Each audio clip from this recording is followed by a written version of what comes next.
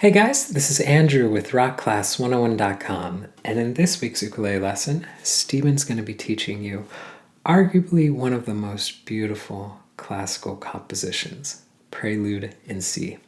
So off the bat, I've got to give big shout out to Steven because he wrote a gorgeous arrangement for the ukulele, and I got a chance to play through it this afternoon, and I have to say that it's perfectly suited for the intermediate to budding advanced player. Now, as far as a finger picking piece, what you're doing with your right hand, it's not super hard. What makes this piece challenging is the left hand. There are a ton of chords in this tune, and it's going to be a good challenge not only in memorizing all the chord shapes, but also the transitions, going from one chord to the next in a nice, smooth, and flowing manner. So it's going to be a really good practice for, I'd say, that intermediate to budding advanced level for those reasons. Now, let's go ahead and talk a little bit about this lesson. So what we're going to do is we're going to split this tune in half. So there's a lot of music to cover because of all those chords.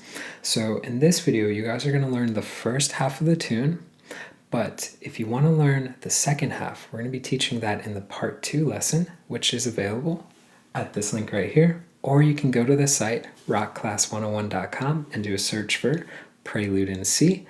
Now, also on that page will be the tabs that you can print off to follow along with, but also the interactive on-screen tab viewer. Now, this is a really cool feature where you can hit play, you can watch the tabs scroll across in real time, you can highlight sections to loop bars, slow it down to any speed you want. Just a great asset in learning this song that much easier. Alright guys, so I'm going to go ahead and hand it off to Steven to teach you how to play this tune, and then I'll see you at the end of the video. Hi everyone, and welcome to this lesson on J.S. Bach's Prelude in C major, perhaps one of the most beautiful and well-known pieces out there, and certainly one of my favourites. Now, this Prelude is actually one of just 48 pieces that Bach composed for an ambitious set of works that he called the Well-Tempered Clavier, in which he set out to write a piece in every single key. This Prelude in C major is just the very first piece in that set. Now, in essence, this is classed as a fairly simple piece of music consisting of a series of arpeggios or broken chords. However, as I'm sure you're aware, back in the early 1700s, these great composers weren't really known for whipping out their ukuleles to compose their masterpieces on. So when we adapt this simple keyboard piece to the ukulele, unfortunately we have to lose that word simple. Sorry. Yep, this one is going to be a little bit tricky, but it's a challenge for sure, but it is achievable, definitely, so please do stay with me. I promise you can do this. It might take a little bit of practice. It certainly did for me, but honestly, the feeling that you'll get when you can play this piece through, oh, it's just so rewarding to play, honestly. Stick with it, you will be able to do this. It really is worth it. So the first point to mention is that every note of Bach's original composition is present and correct in this arrangement. I haven't changed a single note. The only compromise really is due to the limited range of a ukulele compared to a keyboard. So for most of the measures, we have to stay within 1 octave. And that does mean that we lose that kind of linear progression from bass notes through to treble notes that you hear in the original piece. But, you know, it still sounds absolutely beautiful, and I think it's a worthwhile compromise to be able to play such a stunning piece on our beloved ukulele. So before we get into all the scary stuff about why this arrangement can be difficult in places, I want to try and sort of convince you to stay with me here by talking about a couple of positive points that actually make this arrangement quite straightforward. And firstly, the rhythm is dead easy, because from beginning to end all the way through, it's just a constant run of 16th notes. So we don't even need to think about the rhythm. Awesome. And the second thing is, for the right hand, the entire piece is all just single note picks. No double stops or 3 strings together or awkward alternate string picks, all just single notes all the way through. Easy. Now, on to the bits that maybe aren't quite as easy. So first of all, we're going to use a full fretboard. We're going from the 1st fret all the way to the 12th fret. We do have some fairly tricky chord shapes in places, but they're not horrendous, and there's not too many of them, so they should be fine. There are some difficult chord transitions, because we're maintaining this kind of constant 16th note rhythm. We've got to make some tricky changes quite quickly, but as always, I'll really focus in on those transitions and show you some tips that I sort of learned along the way that should speed up and smooth out those transitions. For me though, the most difficult and at times frustrating part of mastering this piece is the right hand picking patterns.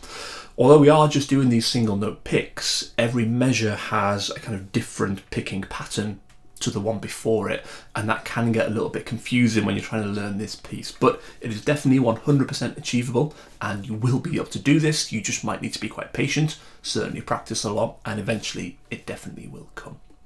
Okay, so I think that's enough of me rambling on for now. I'm guessing you're all here because you want to learn this beautiful piece of music, so grab yourself one of these things and let's get into it.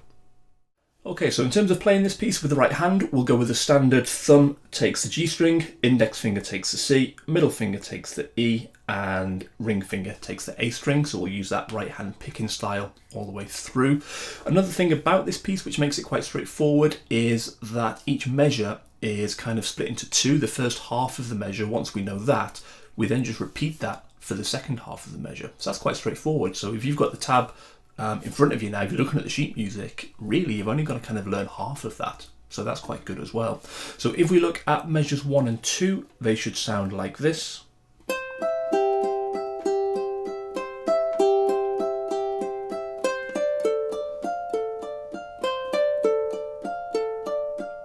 Okay, so let's have a look at those. So for measure 1, we're holding the C chord where we have our A string at the 7th, we'll hold that with the first finger, and we have the E string at the 8th, which we'll hold with the second finger, and then the rest are just open. And then if we look at beats 1E and 2E and I know we haven't got to think about the rhythm, but that's just the first half of this measure. So what we would have is, okay, and that's the first half. So what we have is E string second, at the 8th, sorry, E string at the 8th, A string at the 7th, G string open, and then just work up those notes again. E string, A string, G string, E string, A string.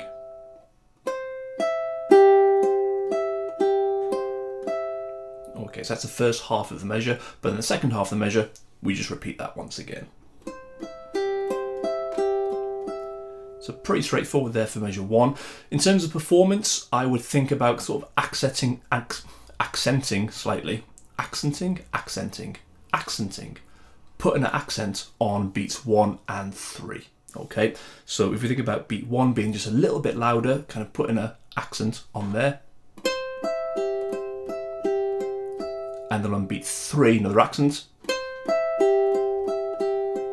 It just kind of helps the performance. It kind of separates that measure into the two parts, and just, yeah, it just kind of works. Okay, so play that again.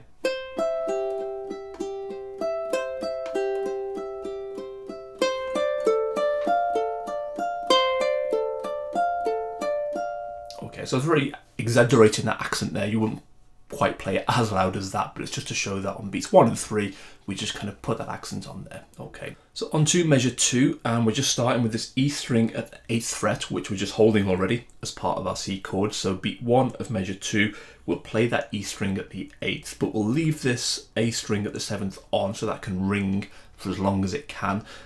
Because sustain is important here. As we're playing these measures, we do want all these notes to kind of ring and sustain for as long as possible. If you listen to the kind of original piece played on piano nowadays, you do now hear that kind of sustain ringing through. So we want to try and achieve that on the ukulele. So we'll play the E string at the 8th. That's the 6th fret. 8th on beat 1.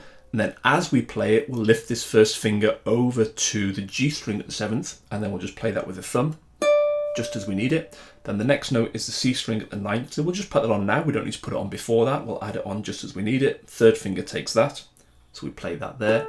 Then we go back to the G string at the 7th, and now we want to play the A string at the 8th, so we'll keep all these fingers on, but then we'll complete this D minor 7 chord now by flattening that second finger. So just bend the knuckle kind of back on itself so that it's barring or doing a half bar across the A and the E string at the 8th fret. Now that is a fairly standard chord, often used in kind of jazz ukulele, but if you're not familiar with that chord, that is quite a difficult chord to hold. So that might be a bit of practice, just getting used to holding that D minor 7 chord. It's a movable shape because we're playing all 4 strings there, so you know this is played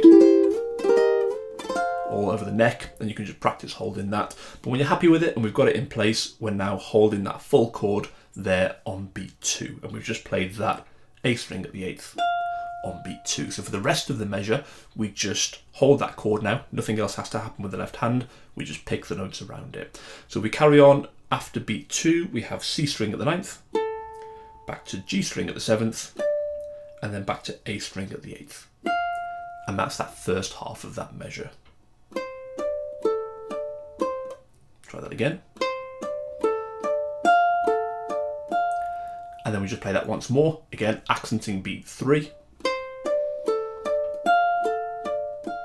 And that is the end of that measure. So measures 1 and 2 again would sound like this.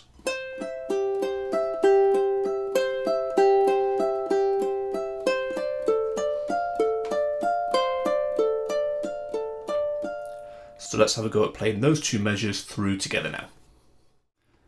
3 E and A, 4 E and A.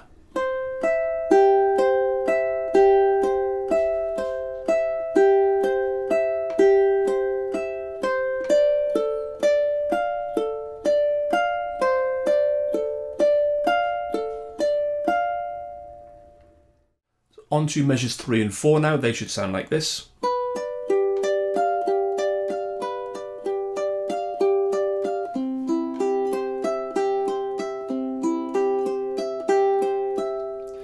Okay, so if we think about where we were at the end of measure 2, we were holding this D minor 7 chord. When we hit measure 3, we're on this G7 chord, which is a full bar of the 7th fret. But if we look at how we're holding this D minor 7 chord, that's pretty easy, because all we've got to do now is kind of take this finger off, but don't let the second finger go too far, because all we're going to do is move that second finger up to the A string of the 8th, and then the first finger is in position already. Just put the pressure on to hold the bar, and then we're holding this chord now. Full fret bar across the 7th, second finger on the A string of the 8th.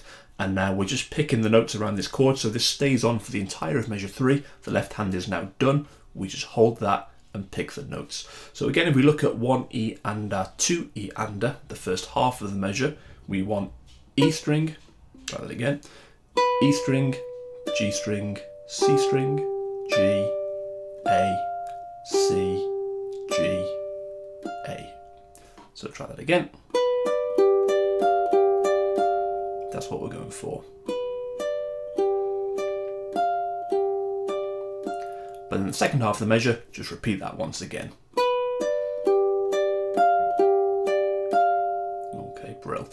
So then into measure 4 now, what we're going to do is take off the bar, but I tend to leave the second finger on because that helps support the neck. If you don't play with a strap like I don't, and I probably should, but I just never do for some reason, you might find there, because we're going to play open strings now, if you let go of the neck, the ukulele can drop, and we don't want that. So once we've played the bar chord, leave that finger on as you play the start of measure 4, the open C. And then as you're doing that, put the first finger on behind to the 7th fret, and then take the second finger off. And that keeps the pressure on the fretboard, so we're supporting the neck the whole time. As we then play the E string at open, we've got this finger ready for when it's needed shortly. Then we'll play the G string open, and now the second finger's free to put onto the E string at the 8th when we need it now, at that point there. And then beat 2, that A string at the 7th. Okay, so if I play the end of measure 3 into 4 very slowly, and you'll see what I'm talking about in terms of the fingering, so watch the fingering here very closely. We have, if I play all of measure 3,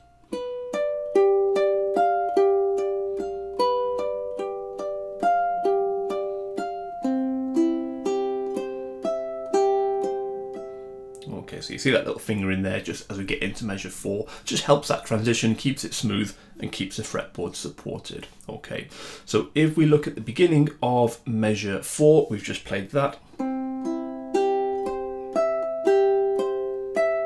Okay, so now for the second half of this measure, again it's the same thing, but we've got to do a little bit of work with the left hand because we want to lift off that second finger when we get to the E string open. So if we go from beat 3, we've got this open C, but now we want the open E, so we'll take the second finger off as we play that, leave it off as we play the open G, and then put it on just as you need it so that the open E can ring for as long as possible.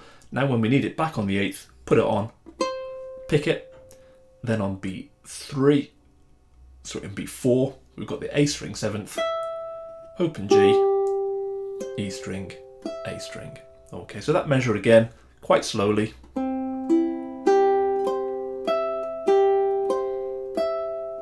Lift off, back on.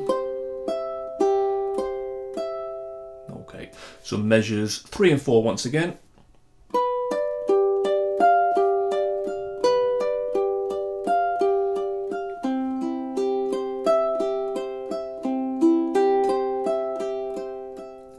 Brilliant. So let's have a go at playing those two measures through together now.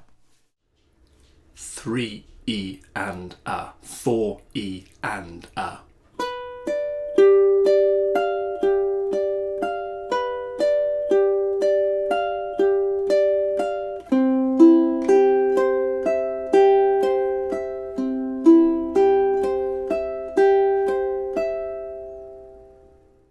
So on to measures 5 and 6 now. They should sound like this.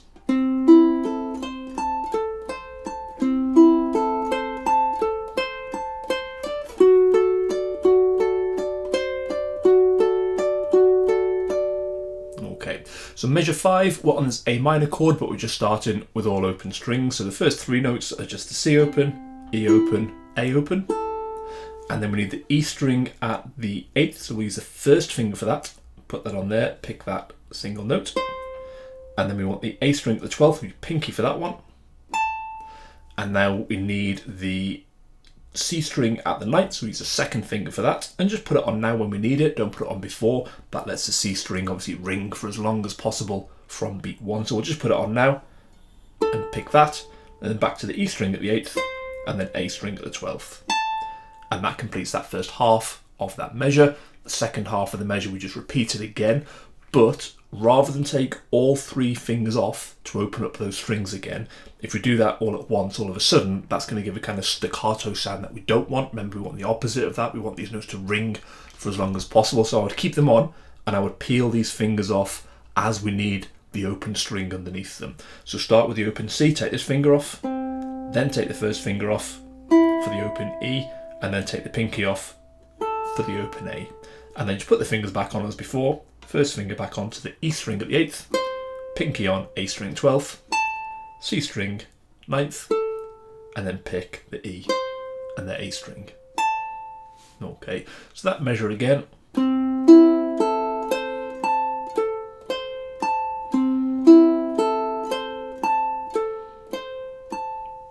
Okay, brilliant. So on to measure 6, we're going to this D7 chord now, but what we'll do, pinky comes off, but leave these 2 fingers on where they are, because that's going to help us transition into this D7 chord. So what we're going to do for the first 2 notes, we're going to pick the E string at the 8th, which we're holding already, and then we're going to hammer up to the 10th fret with the 3rd finger. That's the second note there. And then quite quickly, we want to shift this pair of fingers down, so the 3rd finger can come off once we've done that hammer on, and then quite quickly shift this down so it's at the 5th and 6th frets. Okay, so move it down 1, 2, 3 frets to the 5th and 6th quite quickly. Okay, and then we want to hit the C string at the 6th fret once it's in position. So I'll show you that. So it's quite a quick transition, that one, so that might need a little bit of practice. Once we're in position there, we can then just play the E string at the 5th. Now what we need is the G string at the 7th, so we'll add that on now, just as we need it. 3rd finger can loop over, so we're playing this kind of little sort of staircase effect with our fingers here. 5th fret on the E, 6th fret on the C, 7th fret on the G. And then we'll pick that with the thumb, and then work up those strings, C string, E string, G string at the 7th. And that completes that first half of that measure. So once again, that was...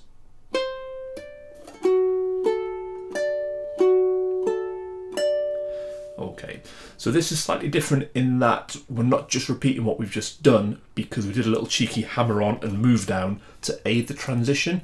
Now that we're in position, we don't need to go back up and hammer on again. We'll just use the frets around where we are. So what we do now, at mid beat 3, we want this E string at the 8th. So we'll keep these 3 fingers on, but now add the pinky onto the E string at the 8th to play that note.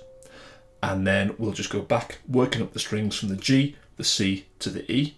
So G string 7th, C string 6th, but now we want the E string 5th. So leave this pinky on until this point here, okay? And then just take it off to play that E string at the 5th on, well, just before beat 4. We pick that note.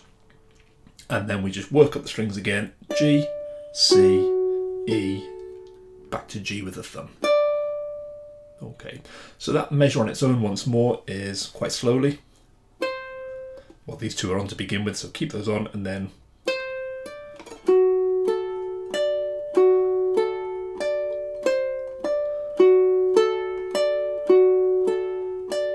okay, so watch the pinky there. So hammer on,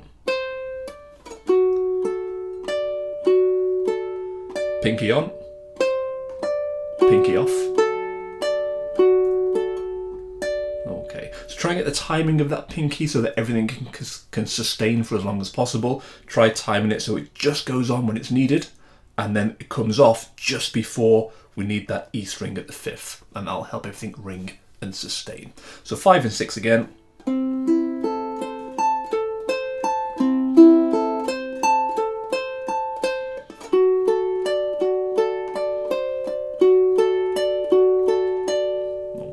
So let's have a go at playing those 2 measures through together now. 3E and A, 4E and A.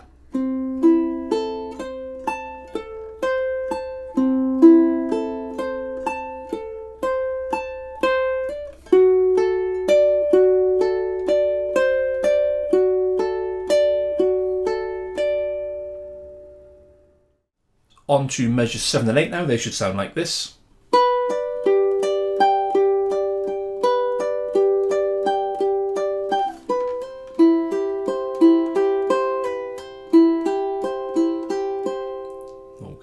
So if we go and think about our transitions again, at the end of measure 6, we were here in this position. So to get to measure 7, this is quite a kind of quick change. We want to just kind of throw our first finger onto the 7th fret there to play that bar. We are eventually going to be playing a G with the pinky on the A string at the 10th, but we won't need that 10th fret note for a few notes in. So we'll just forget about that for now. We just want to concentrate on going from here to that first finger bar. So practice that transition, maybe just that in isolation. You could practice just, some finger press ups from there to there, from there to there. And just keep practicing that transition to get that quite quick. Okay. Once that's in position, the first few notes here are all just on this 7th fret bar. So we play the E string, G, C, back to G. Now we need the A string at the 10th, so we'll just put this on now. The pinky can go on there, take the A string at the 10th just as we need it. Pick that note, back to the C, then the G, back up to the A. And that completes that first half of that measure.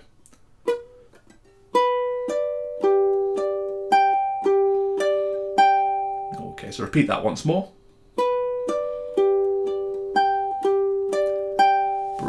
And then on to measure 8, don't know what I'm reading there.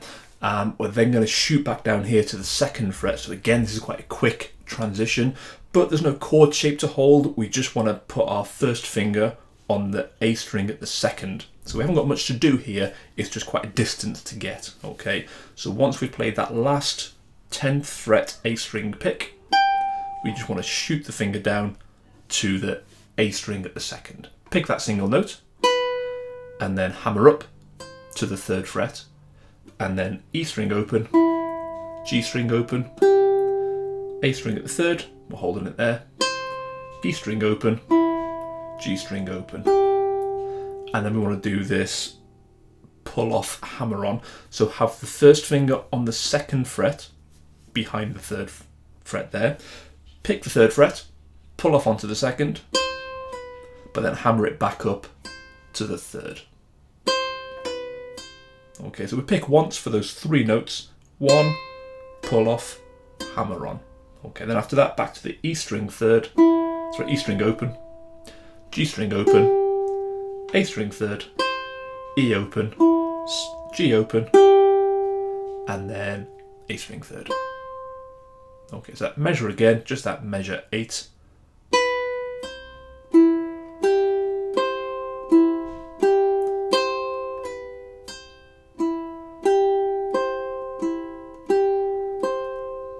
Okay, smashing. So those two measures would be like this.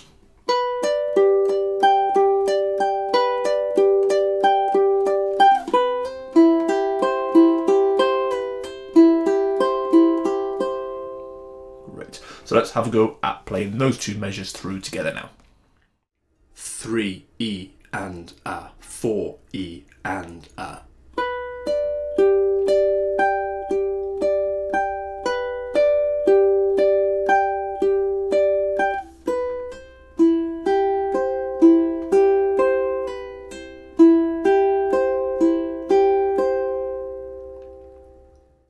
So on to measures 9 and 10 now, they should sound like this.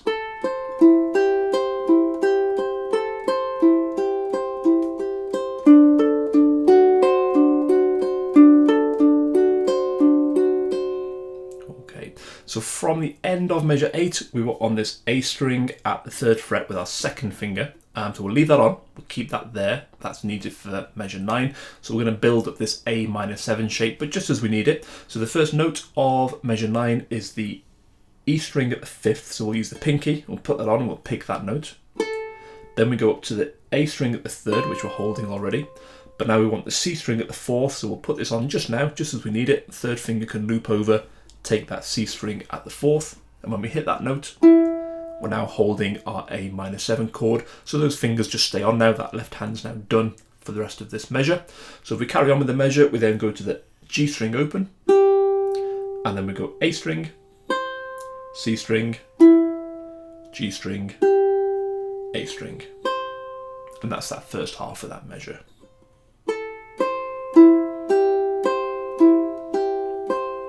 And then we go once again.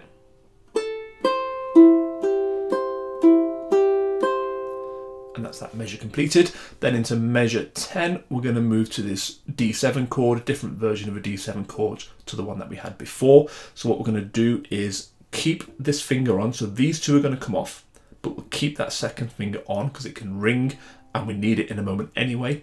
And then we're just going to put a 1st finger bar all the way across the strings at the 2nd fret, so a full fret bar, and then that's our D7 chord. We're holding it now.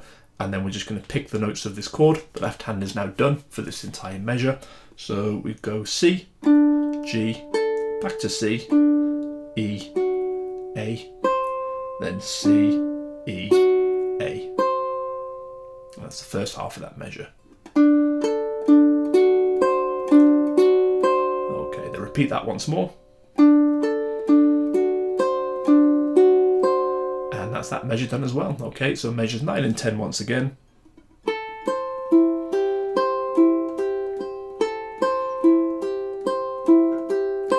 Keep the 2nd finger on, these two off, bar on.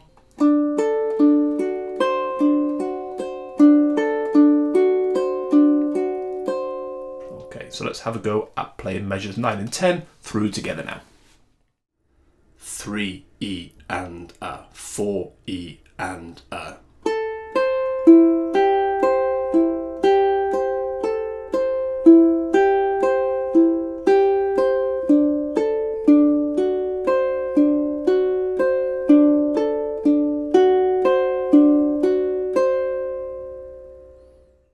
On to 11 and 12 now, so they should sound like this.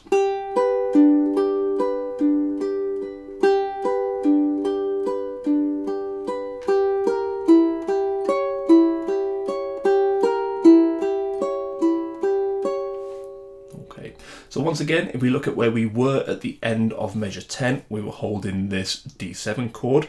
So this 2nd finger, which we had on at the end of measure 8, we still keep that on. Okay, that's going to stay where it is. But now what we're going to do is take the 1st finger bar off. And I say stay where it is, we're going to keep it on the string, but we're just going to move it down a fret to the 2nd fret. Okay, eventually we're going to build up just a standard G chord, but again, we'll just build up the notes of the chord as we need them, as they come. So the first note of this measure 11 is just the open G. Now we pick that A string at the second, which is why we move that finger down to there. But now we'll just build up the G chord as we need it. C string second, E string third finger on, and then A string second, and then just work up those strings once more. C, E, A, just the A. Okay, so that first half of that measure 11, and then second half just the same, repeat it once more. It's quite a nice easy measure, that one. And then into measure 12, we've got this C sharp diminished 7, but we're not going to hold this as a full chord. You could do that, but I found that this way of doing it made it much easier to play, and it helped the transition into the next measure, measure 13, when we get into there. So what we're going to do, we're going to keep that on. As we play the first note of measure 12, we'll keep this G chord on so it can carry on ringing. We'll hit the open G, which is the first note. And then what we'll do is we'll take this off now so that we can play the A string first. So the first finger will take that. These two can come off. First finger takes that A string first. Pick that note. Then E string open, G string open. And now just in the nick of time, just as we need it, we'll add the pinky onto the A string at the fourth. But leave the first finger on behind because we're going to come back to that shortly, so just leave it on there. Leave the pressure on as well, don't take the pressure off, just leave it where it is. And then we go E string open, G string open, back to that A string fourth, G string open. But now we want to come back to this A string first, so pinky comes off just at this point now, just as we want to pick that A string first. And then E string open, G string open, and now back to that A string fourth, but just put it on now, just as we need it, so that the first fret can still be ringing. So just put it on now, and then E string open, G string open, back to that A string fourth. So that measure on its own, once again, a bit slowly, is...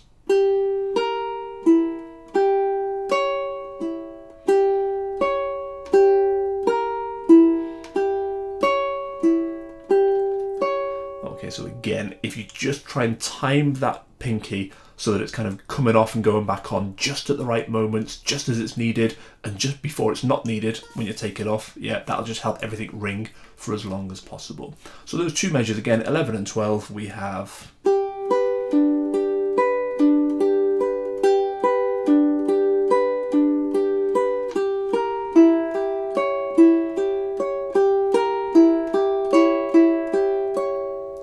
Smashing.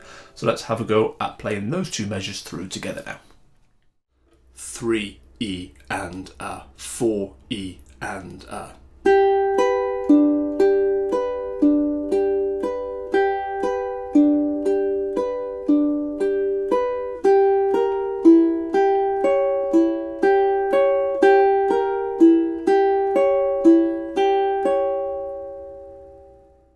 On to measures 13 and 14 now, they should sound like this.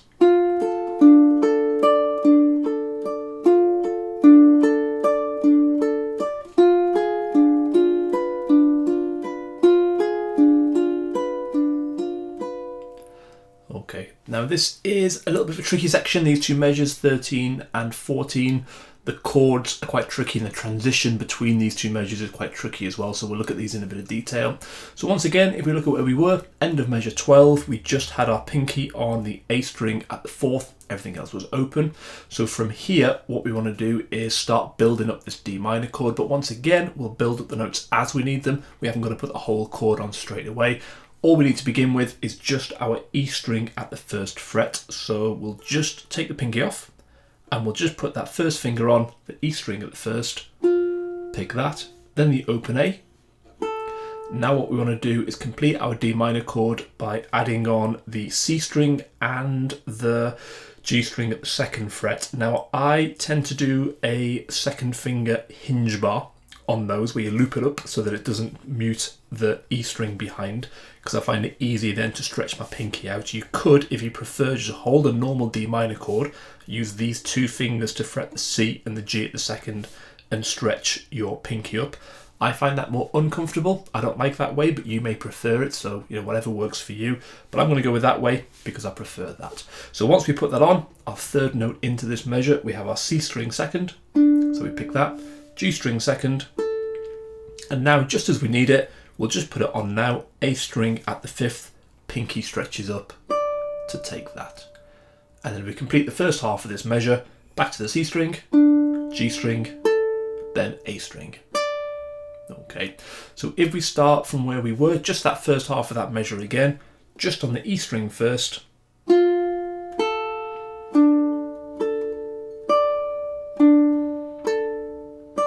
Okay, so you can see that chord being built up, the fingers only go on as they're needed for the note they're about to play. So once that's in position, we keep that on, we play that same sequence of notes again for the second half of the measure.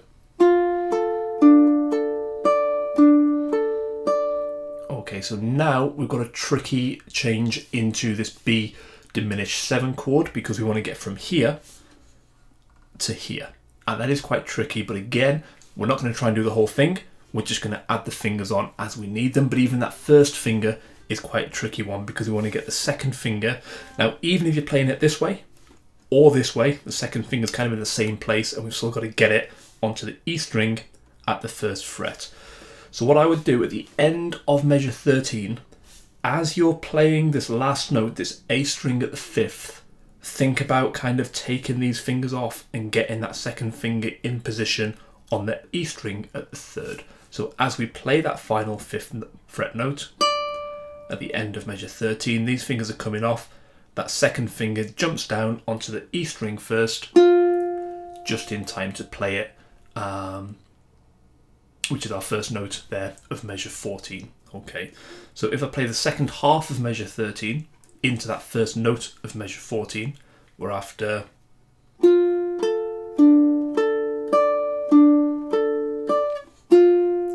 okay, so you can almost see that second finger moving as I'm playing that final note of measure 13.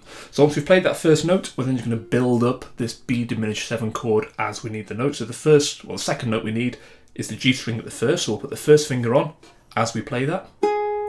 Then we go to the C string at the second, we'll just put that on now, just as we need it. Then the E string at the first, we've got that on already, pick that one. And then moving up the strings to the A string, we want the A string at the second, so now we'll put the pinky on, just as we need it there, and pick that note.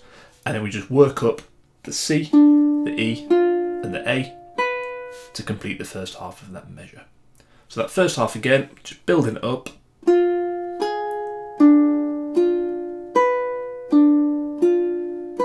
Okay, and now it's in position. The second half of this measure is easy. We play that same sequence of notes again. The chord's being held, so we just hold it there and play that once more.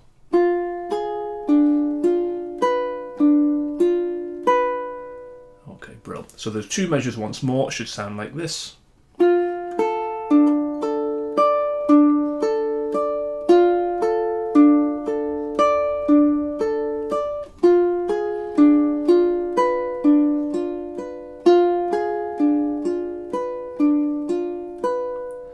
So let's have a go at playing those two measures through together now.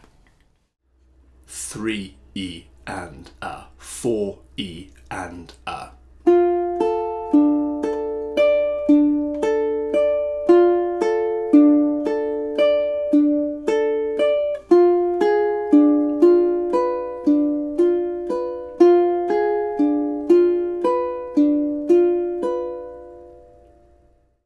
On to measures 15 and 16 now. Thankfully measure 15 is a nice easy measure full of open strings, so after the pain of measures 13 and 14 we ease into this measure 15. So from this B diminished 7 chord, well actually I'll play 15 and 16 for you first, then we'll look at what we're doing. So 15 and 16 should sound like this.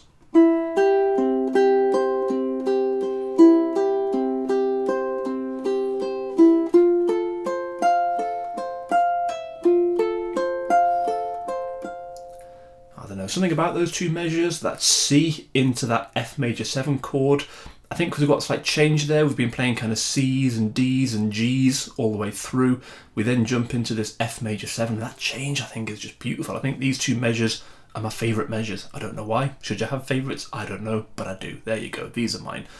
So let's have a look at measure 15. So from measure 14, our B diminished 7 chord, all we're going to do here is take these 3 fingers off, and we'll keep the pinky on, but we'll just move it up to the 3rd fret. So we're just holding a standard C chord, but with our pinky holding that A string.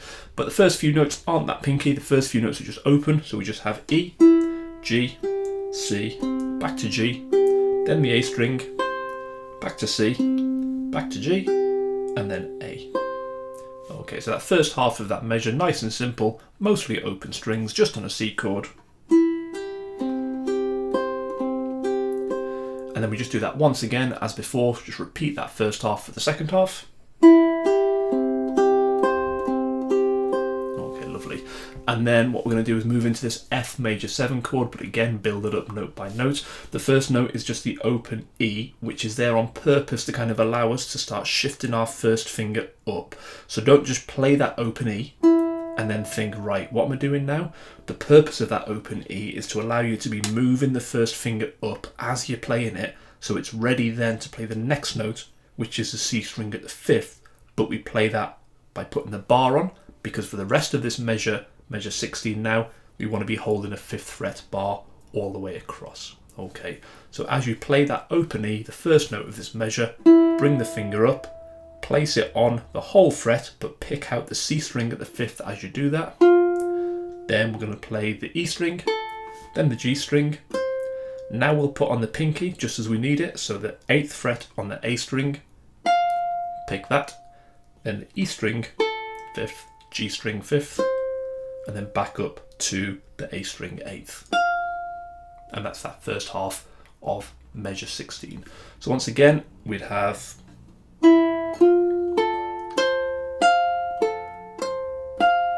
okay, nice. So this is slightly different now. The second half doesn't exactly match the first half. It does in terms of notes, because we are now going to pick an E note, but rather than the open E, which we started this measure with, we're going to be playing an octave higher and playing this version of an E at the 7th fret. So it is the correct note, it's just a different octave. Okay, so from here, we've just picked that 8th fret on the A string. So then on beat 3, we're just going to pull off that pinky onto the 7th fret. So put the 3rd finger on to the 7th fret, and then just pull that pinky down off the fretboard to sound out that 7th fret note there on the A string. Okay, so that first half of measure 16, including that first, well, that pull off there, beat 3, we would have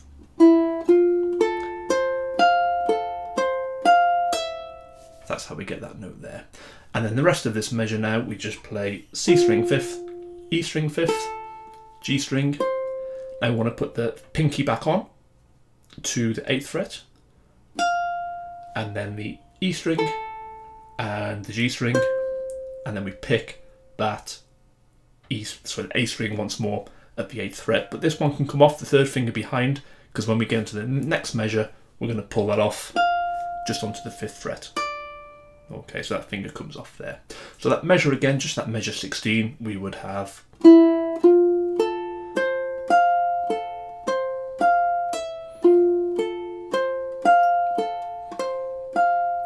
okay, and then with measure 15, we would have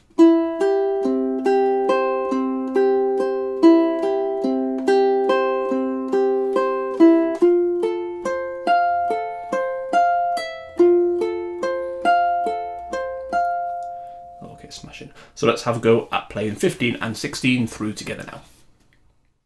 3 E and A, 4 E and A.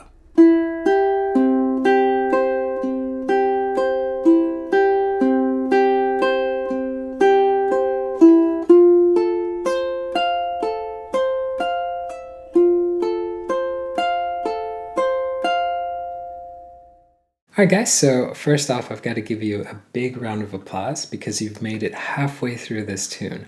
So I wanted to give you a friendly reminder that if you want to jump into the part 2 lesson to learn the rest of the tune, that's available at this link right here.